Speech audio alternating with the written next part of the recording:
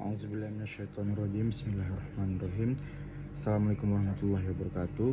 Perkenalkan, nama saya Muhammad Farhan Hariri dengan NPM 2408260174. Kali ini saya akan mempresentasikan mind map saya dengan judul stem cell, yaitu memiliki definisi sel punca atau stem cell adalah sel-sel yang memiliki kemampuan luar biasa untuk berkembang menjadi berbagai jenis sel dengan fungsi spesifik dalam tubuh.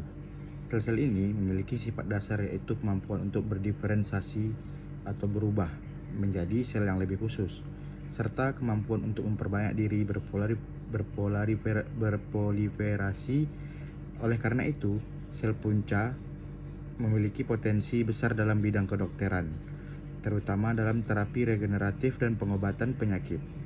Klasifikasi sel punca, jenis sistem sel dan potensinya dalam terapi.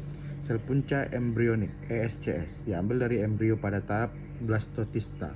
Mereka adalah pluripoten yang berarti dapat berkembang menjadi semua jenis sel tubuh. ESCS sangat menarik dalam penelitian medis karena kemampuannya untuk berkembang menjadi banyak jenis jaringan, namun juga menimbulkan isu etika karena melibatkan penghancuran embrio. Sel punca dewasa (adult stem cell) terdapat dalam jaringan tubuh yang sudah dewasa. Mereka cenderung multipotensi, yang berarti dia dapat berkembang menjadi beberapa jenis sel tergantung pada jaringan asalnya. Misalnya sel punca hematopoietik dari sumsum tulang hanya menghasilkan sel darah. Penggunaan sel punca lebih diterima secara etis karena tidak melibatkan embrio manusia. Sel punca induksi (iPSCS) merupakan sel yang diubah dari sel dewasa biasa seperti sel kulit menjadi sel punca dengan menggunakan faktor-faktor transkripsi tertentu. iPSCS memiliki potensi yang sama dengan ESCS tanpa memerlukan penggunaan embrio. Ini menjadikan pilihan menarik untuk terapi dan penelitian tanpa kontroversi. Mekanisme kerja dan karakteristik stem cell. Bagaimana stem cell bekerja di tubuh? Self-renewal, yaitu stem cell dapat membelah diri untuk menghasilkan lebih banyak stem cell, yang berarti mereka dapat memperbarui jaringan secara berkelanjutan tanpa habis. Diferensiasi melalui pengaruh lingkungan mikro dan faktor-faktor transkripsi tertentu. Stem cell dapat berubah menjadi berbagai jenis sel tubuh yang fungsional. Misalnya, stem cell dalam tulang akan berdiferensiasi menjadi berbagai jenis sel darah.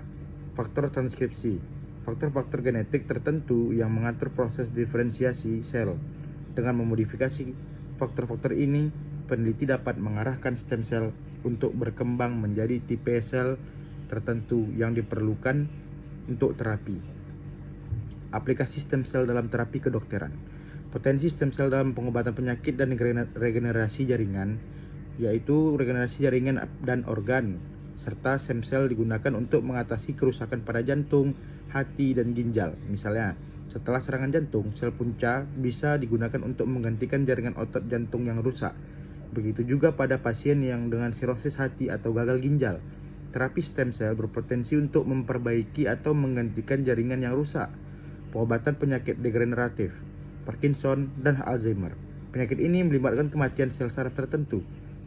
Stem cell dapat digunakan untuk menggantikan neuron yang hilang. Misalnya, menggantikan neuron dopaminergik pada penyakit Parkinson. Meskipun terapinya masih dalam tahap penelitian, ada kemajuan signifikan. Kanker dan imunoterapi. Stem cell juga digunakan dalam pengobatan leukemia dan kanker lainnya melalui transplantasi sel punca hematopoietik. Sel itu terapi sel T yang dimodifikasi seperti CAR T cell, ya juga menggunakan teknologi stem cell untuk memperkuat sistem kekebalan tubuh dalam melawan kanker. Teknik terbaru dalam penelitian stem cell. Inovasi terbaru dalam penggunaan stem cell. Penjelasan. Rekayasa jaringan tissue engineering. Ini adalah teknik di mana stem cell digunakan untuk membentuk jaringan atau organ yang dapat dipindahkan ke tubuh manusia. Misalnya, organ hati atau kulit buatan untuk transplantasi pada pasien luka bakar. Model penyakit ini dengan menggunakan model penyakit in vitro. Dengan menggunakan iPSCS, para peneliti dapat membuat model penyakit di laboratorium untuk mempelajari patogenesis penyakit dan mengembangkan terapi baru tanpa melibatkan hewan percobaan. Terapi genetik menggunakan stem cell dengan teknik seperti CRISPR atau CRISPR sel punca dapat dimodifikasi untuk memperbaiki kelainan genetik atau menghasilkan sel-sel yang lebih efisien dalam terapi kanker atau penyakit genetik lainnya. Tantangan dan masalah etika. Masalah yang muncul dalam penggunaan stem cell dalam kedokteran. Masalah etika yaitu isu utama berkaitan dengan penggunaan sel punca embrionik adalah bagaimana mereka bahwa mereka diambil dari embrio manusia, yang menimbulkan pertanyaan moral tentang status hidup manusia. Meski sel punca iPSC bisa menjadi solusi, teknologi ini masih membutuhkan penelitian lebih lanjut, yaitu resiko terapi stem cell. Salah satunya adalah membentukkan tumor. Stem cell memiliki kemampuan untuk membelah diri tanpa batas, yang bisa menyebabkan pembentukan tumor jika mereka tidak dapat dikendalikan dengan yang benar. Sel punca juga bisa berdiferensiasi menjadi jenis sel yang tidak diinginkan atau tidak terkontrol yang dapat menimbulkan efek samping. Regulasi dan pengawasan. Penggunaan stem cell dalam kedokteran harus diawasi dengan ketat oleh badan pengatur kesehatan seperti FDA dan EMA untuk mencegah penyalahgunaan dan memastikan keselamatan pasien. Sekian dari saya. Assalamualaikum warahmatullahi wabarakatuh.